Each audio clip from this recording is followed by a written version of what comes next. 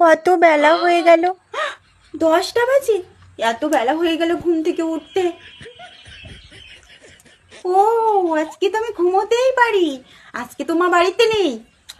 যাক বাবা, আরো 1 ঘন্টা ঘুমিয়ে নি। যাও না গো, 1 কাপ চা করে নিয়ে এসো না আমার জন্য। রোজ তো আমি তোমাকে করে খাওয়াই বাবু।